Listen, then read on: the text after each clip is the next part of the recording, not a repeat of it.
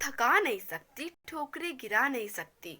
उम्र थका नहीं सकती, ठोकरें गिरा नहीं सकती। अगर जिद हो जीतने की तो परिस्थितियां भी आपको हरा नहीं सकती। नमस्कार, मैं तान्या सिंह आज आप सबके सामने एक नई कहानी के साथ। आज की कहानी है एक साधारण सी लड़की की जो बहुत ही छोटे परिवार से बिलोंग करती थी। उनके पापा का एक छोटा सा बिजनेस था जिससे वो अपने घर की ज़रूरतें पूरी करते और घर को संभालते। उनके पापा का बस एक ही सोच था कि मुझे कोई सेविंग्स और इन्वेस्टमेंट नहीं करना है। मेरे बच्चे ही मेरी सेविंग्स और इन्वेस्टमेंट है। इसलिए वो अपने बच्चों को बहुत अच्छी शिक्षा देते थे। किराए के मकान में दिन काट रहे थे, लेकिन सपने सबके बहुत ऊंचे थे। उनकी बेटी क्लास 5th से ही न्यूज़ एंकर बनने का सपना देख रही थी, जिसके कारण वो अपने स्कूल की तरफ से हर इवेंट्स में पार्टिसिपेट लेती, हर जगह जाती, क्योंकि उसे बहुत ज़्यादा इंटरेस्ट था उसमें।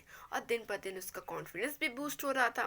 क्लास 9th में घर की स्थिति थोड़ी सी दयनीय हो गई थी, जिससे वो ट्यूशन्स लेना शुरू कर दी थी और अपने स्कूल की फीस मैनेज कर लेती। उनके परिवार का बस यही सोच था कि खुद को खुश रखने के बहाने ढूंढे, क्योंकि तकलीफ तो आपको ढूंढ ही रही है। इसलिए सब हंसी खुशी जी रहे थे।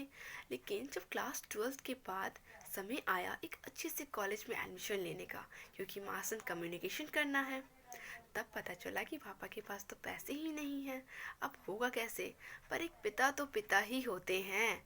उन्होंने कहा, बेटा मैं कुछ भी करूँगा, तुम बस जाओ, अपने ज़िंदगी को जी लो। तुम्हारा वो पैशन है, तुम्हारा वो ड्रीम है, तुम वो पूरा करो। मैं कुछ भी करके तुम्हारे लिए पैसे ला दूँगा।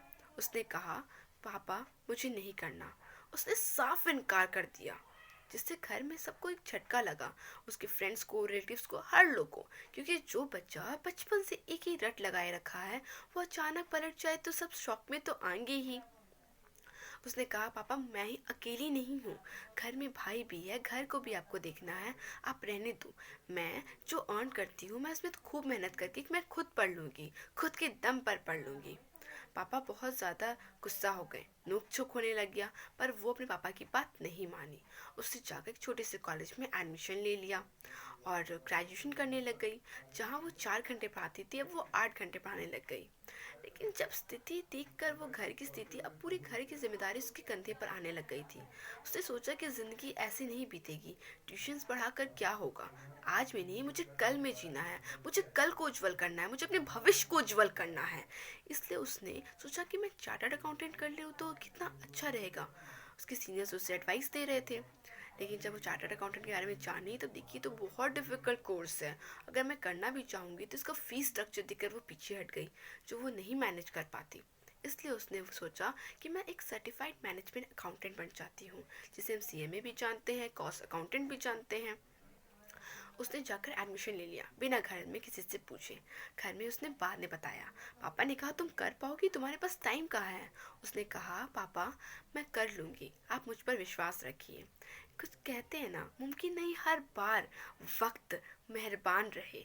ज़िंदगी में कुछ लम्हे ज़िंदगी जीने का तरीका भी सिखा देते हैं। इसलिए बस उसने एडमिशन लिया, पढ़ना शुरू किया।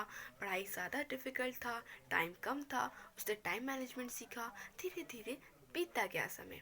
उसकी सोच यही थी, साखी रही तो फूल भी आएंगे, पत्ते भी आएंगे। ये दिन बुरे हैं तो अच्छे भी आएंगे।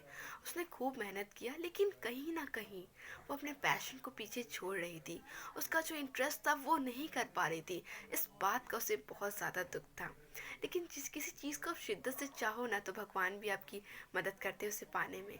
इसलिए ईश्वर ने भी उसे ऐसे ऐसे अपॉर्चुनिटीज़ देते थे, लाइक कॉलेज से, कभी कभी पुराने स्कूल से, उसके नए कोचिंग से, कि उसके जो सोए हुए अरमानों पे जैसे पंख लग गए हों। उसे अपनी ज़िंदगी जीने में उसे मज़ा आने लग गया। उसे वो हर काम करना अच्छा लगने लग गया, क्योंकि वो अपने पैशन को जी रही थी। धीरे धीरे समय बीता गया, वो हर चीज़ में परिपूर्ण होती गई। और वो यही सोचती थी कि क्या पता कल क्या होगा। लेकिन हम सब जानते हैं, मंजिलें उन्हें नहीं मिलती जिनके इरादे बड़े होते हैं। मंजिलें उन्हें मिलती है जो जिद पर अड़े होते हैं। फिर क्या था, धीरे धीरे मेहनत होती रही। लेकिन एक बात आप बता सकते हैं, क्या आपको लगता है वो लड़की अपनी लाइफ में सक्सेसफुल हुई होगी? क्या उससे सब कुछ मिला होगा जिसकी वो कामना कर रही थी, जिसके लिए वो इतनी मेहनत करती थी, जिसके लिए उसने स्ट्रगल किया था?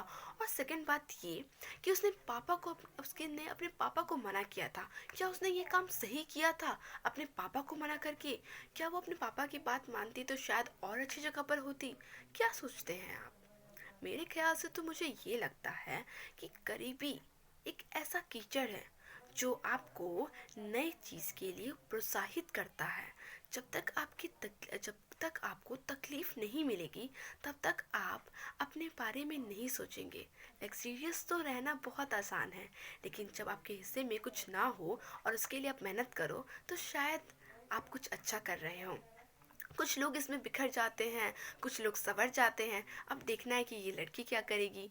आप अपनी सोच को मुझे कमेंट बॉक्स में बताइएगा कि आखिर वो लड़की के साथ हुआ क्या होगा, क्या वो सक्सेसफुल हुई होगी?